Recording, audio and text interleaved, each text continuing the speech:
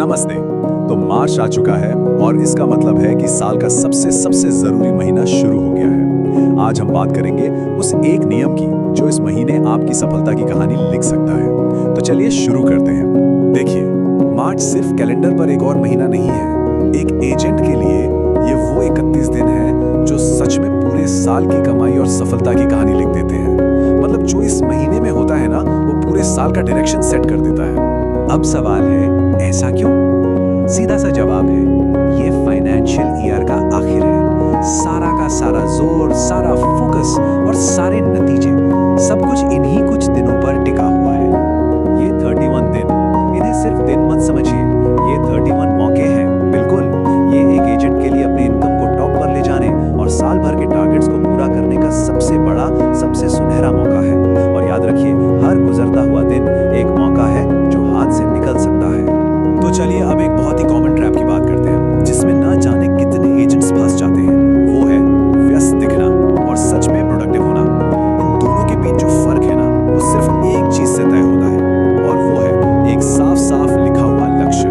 ये एक सवाल है जो हर एजेंट को खुद से पूछना ही चाहिए। क्या दिन भर की जो भागदौड़ है वो वाकई में गोल की तरफ ले जा रही है, या फिर ये सिर्फ कैलेंडर के पन्ने भरने जैसा है? क्योंकि देखिए, बिना डायरेक्शन की मेहनत सिर्फ थकाएगी, रिजल्ट नहीं देगी। फर्क एकदम साफ है। एक तरफ वो एजेंट है जो सिर्फ एक्टिविटी पर फोकस करता है और महीने के आखिर में हाथ में आता है सिर्फ पछतावा, और दूसरी तरफ है वो प्रोडक्टिव एजेंट जो रिजल्ट्स पर फोकस करता है। क्यों? क्योंकि उसके पास एक लिखा हुआ गोल है जो उसे डायरेक्शन देता है, एक मकसद देता है। तो अगर मार्च में सफलता चाहिए तो उसे डिफाइन करना होगा। कैसे? बस ये 2 नंबर अपनी डायरी में आज ही लिख लीजिए। कितनी पॉलिसी लॉगिन करनी है और कितना कमीशन कमाना है, बस यही आपका रोड मैप है। ठीक है, गोल तो लिख लिया, पर उसे हासिल करने के लिए सही माइंडसेट भी तो चाहिए। एक बात हमेशा याद रखिए, सोच का साइज ही नतीजों का साइज तय करता है।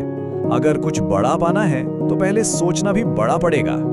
मार्च के लिए एक बड़ा गोल सेट करना, ये सिर्फ इस महीने की बात नहीं है, ये उस माइंडसेट को बनाने की पहली सीढ़ी है जो आगे चलकर MDRT यानी इंडस्ट्री के सबसे बड़े सम्मान तक ले जाएगी। सफलता का सफर वो यहीं से, इसी एक सोच से शुरू होता है।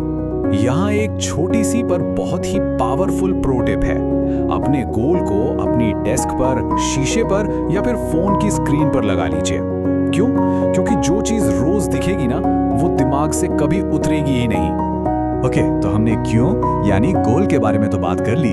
अब आते हैं कैसे पर यानी स्ट्रैटेजी पर। चलिए एक बहुत ही पावरफुल टेक्निक को समझते हैं जिसे कहते हैं डिसीजन क्लोजिंग। यही वो टेक्निक है जो आपके लिखे हुए गोल को हकीकत में बदल सकती है।